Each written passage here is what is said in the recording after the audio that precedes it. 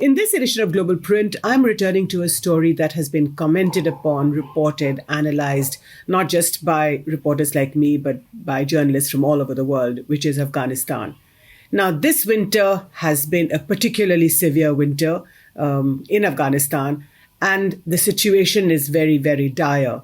As many as 23 million people, or 55% of the population, is facing extreme levels of hunger. Simultaneously, we know, dear viewer, that the Taliban government has still not been recognized by the international community. But lots of steps are afoot. So what's happening with the Taliban? What is it trying to do? What does the international community perceive about the Taliban? I'm going to talk to you about this story in this edition of Global Print. But before I do that, dear viewer, I'd like to make an appeal to you. Please do consider subscribing. Click the join button, pay rupees 159 and subscribe to ThePrint's free, fair, objective and unhyphenated journalism. Across the last 2 years of the pandemic, you have been very, very supportive and very helpful. So please continue to do so. We depend a lot on your subscriptions. And as you know, you get benefits as a subscriber that non-subscribers don't have. So I look forward to you clicking on that join button, paying rupees 159 and subscribing to ThePrint's very special and unhyphenated brand of journalism. So in this week's column, my column called Global Print on ThePrint's website, I talk about Afghanistan. And the situation in Afghanistan has always been very dire. The last 3 or 4 decades have been full of conflict. You know what happened in August 15th last year, actually, when the Taliban walked into Kabul without firing a shot, took Kabul. Ashraf Ghani, the president, fled. Now, this winter has been it's been a very, very dire situation in that country. Half the population, more than half, 55% of the population is facing extreme levels of hunger. And I'll quote you a statistic from the UN's World Food Program, which estimates that 1 million children could die from hunger if not immediately attended to. And the World Food Program says that this number, 1 million children, imagine that, is more than all the civilian deaths put together, which the deaths from the directly killed in the 20-year-long war since 9/11, since the 9/11 incidents when the US and the Western coalition came back to Afghanistan and helped prop up the Hamid Karzai government first and later the Ashraf Ghani government. And according to the World Food Program, this situation is so severe, so terrible, with famine and severe levels of hunger facing the Afghan population, that the international community must quickly decide what to do about helping this country, because the conflict has led to there being a very, very terrible situation anyway. And now because of the winter and because the international community, or shall we say US-led Western nations, have frozen the funds that should have gone to Afghanistan in other circumstances, about $10 billion worth of funds have not come into Afghanistan since the 15th of August, since the Taliban took power. And this then is intimately related to the subject of recognition. The West is saying that the Taliban, before it can even think of being recognized by the international community, it must put into place an egalitarian system of government in which all citizens are equal, men and women. And apart from the human rights, it must accommodate all Afghans. And the key word that is being used is inclusivity. So according to the West, or to the Security Council at the United Nations, which includes countries like China and Russia as well, inclusivity is key, and that this recognition to the Taliban will not be given until this happens. But we know that about a week or so ago, dear viewer, that a Taliban delegation went to Oslo. So there were, of course, smiles on the faces of the Taliban delegation, because this is for the first time that they have gotten out of Kabul and gone to a Western nation. Oslo, as you know, has been always very interested in conflict resolution.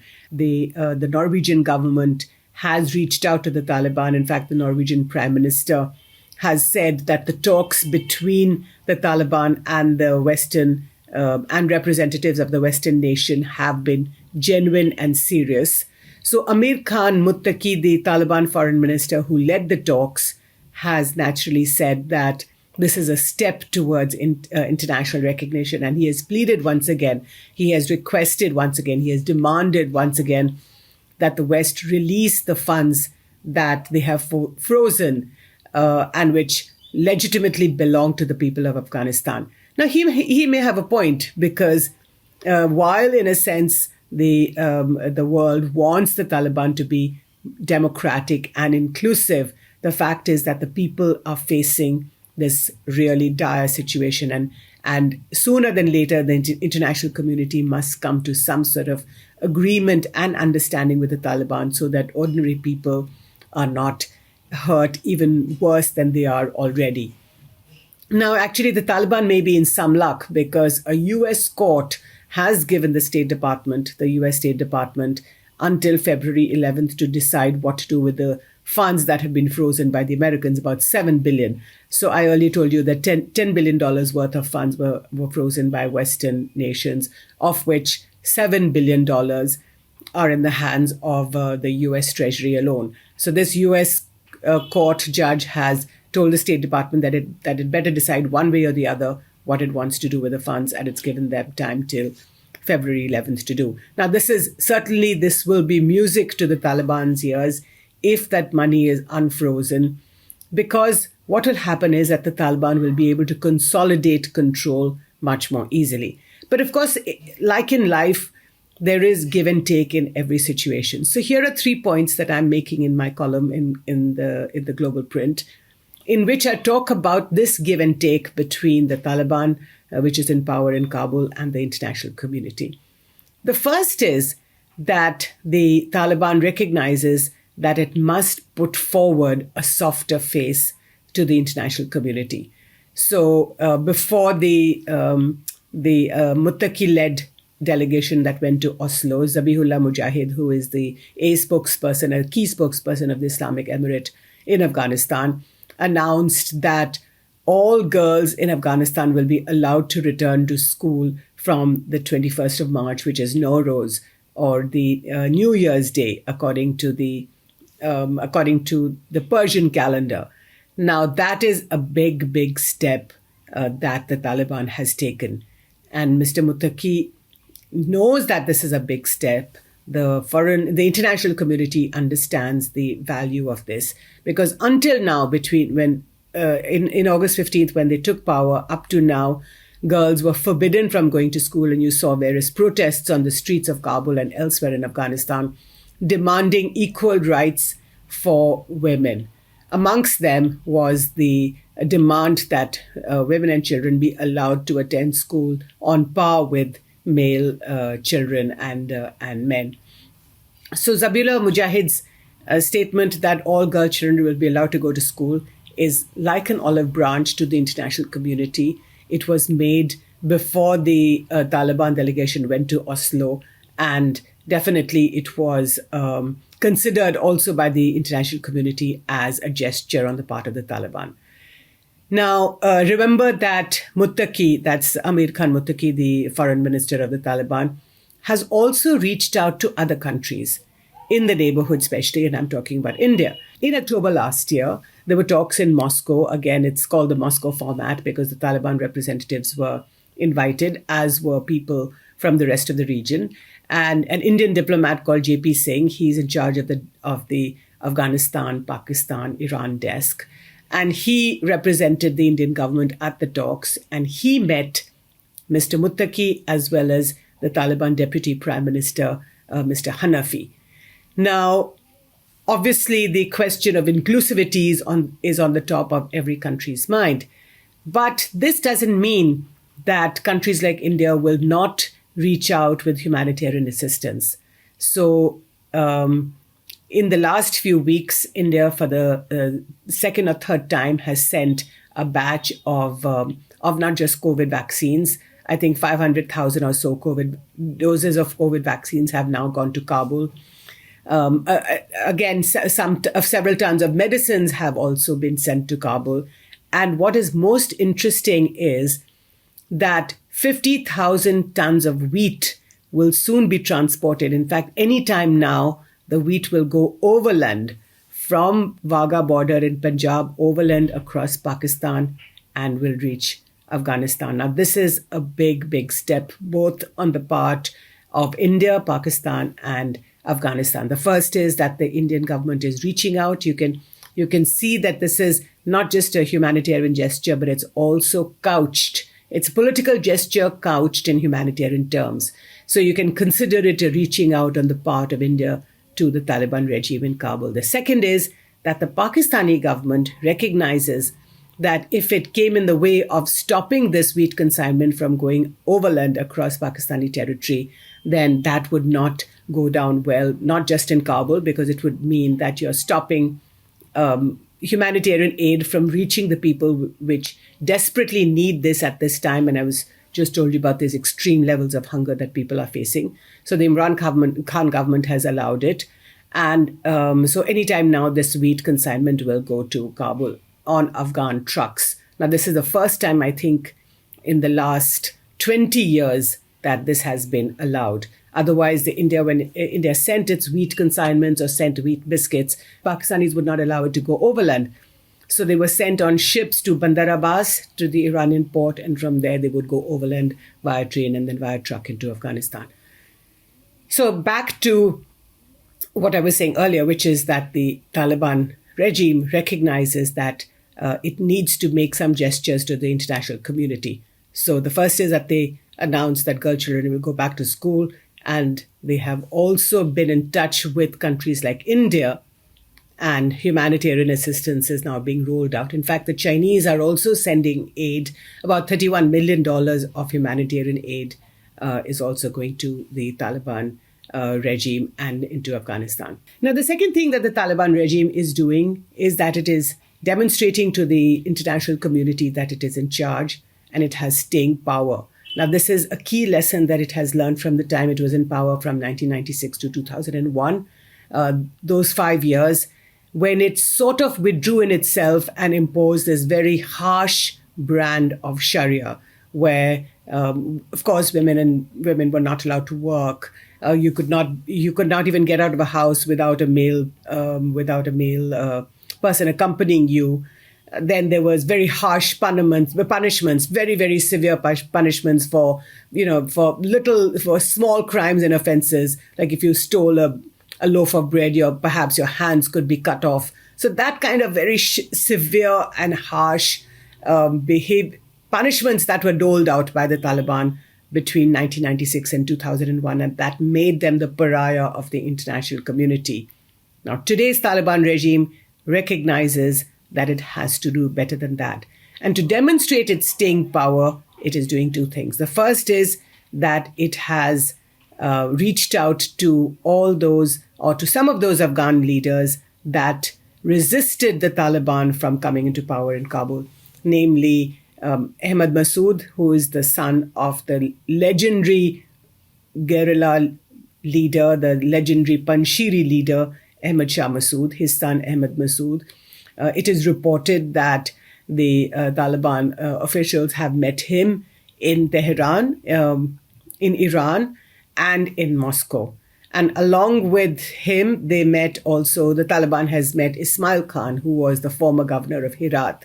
So Ismail Khan and Ahmad Massoud have been met by the Taliban in Iran.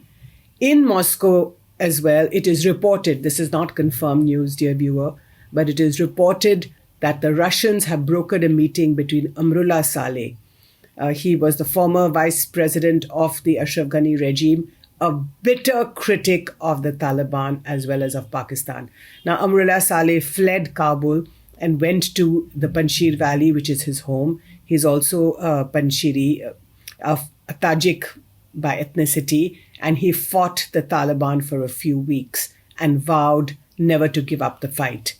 After that, after a few weeks, he disappeared, so nobody knows where he is. but he probably moved to the safety of Tajikistan, this country right next door. And Tajikistan, which has very close ties with the Russians, now it is rumored, it is reported, it is believed, not confirmed, that the Russians have brokered a meeting between the Taliban and Amrullah Saleh in Moscow. So, on the one hand, the Taliban is reaching out to these resistance leaders outside the country, and at home, it is also talking to Hamid Karzai, the former president, and Dr. Abdullah, the former head of the Reconciliation Commission. Now, you know that when the Taliban walked into Kabul on the 15th of August, both these leaders stayed behind, chose to stay behind. A lot of other Afghans fled the country, of course. But these two men stayed behind, and now, in fact, Mr. Karzai is there with his family. He has 3 daughters, so they're all with him. Dr. Abdullah and he live in the same home. A few days ago, Mr. Hamid Karzai was allowed to give an interview to CNN. So the Taliban showing that it is of a much more moderate nature than it was in its previous incarnation between 1996 and 2001. So this is the second point it is making, that it has staying power. It is telling the world that we have the power, we have the time, and we will rule Afghanistan, and that we have struggled and fought for 20 years against the Americans in order to be able to do so. So this time around, we are not going anywhere. Now, the third point that I'd like to make in this video is, what kind of Islamic Republic does Afghanistan want to be? A, does it want to repeat the experiment of the past between 1996 and 2001 when it experimented with this very severe brand of Sharia Islam? B, does it want to be like Saudi Arabia, which until recently, until Mohammed bin Salman said that women must get more privileges and be more equal along with their male counterparts, until recently, the Saudis were also had very, very harsh punishments for women who tried to get out of their house without a hijab. They were not allowed to drive. Certainly, they were not allowed to go to the movies. So in a sense, they were very unequal. So men and women were not treated equally until recently. Does the Taliban regime want to adopt that model?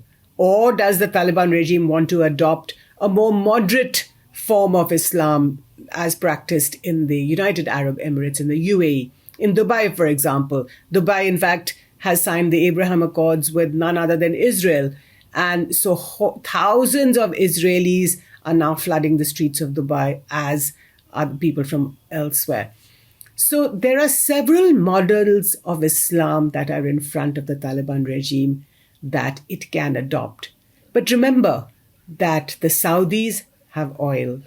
Dubai, which is like the center of the financial world, or one center of the financial world, again, it has a lot of conditions to people who come and live there, but it is a very open, free, and vibrant society. But nevertheless, there are other conditions. Now, everyone knows that Afghanistan is very wealthy in terms of mineral resources, copper, aluminium, gold. But the question is that they can only be valuable if they are developed. But in today's conflict-ridden Afghanistan, who is going to develop them? So the key question confronting the Taliban regime today is that if you have to develop these mineral resources, then how do you go about doing them? How do you open up? And you can only open up if you are a government that stands for all people, which means that you are an inclusive government where women and men stand on an equal footing. And first of all, to be able to administer and govern this country, you have to be able to provide for them. So therefore, on the one hand, you have such extreme levels of hunger. On the second, the international community is still holding out recognition. And on the third, the question of inclusivity that dogs everything that the Taliban has been doing so far. So I will be watching over the next few days, weeks, and months how the story unfolds in Afghanistan. And I'm sure to bring this to you, dear viewer. Thank you so much for your time. And I look forward to your comments on this video.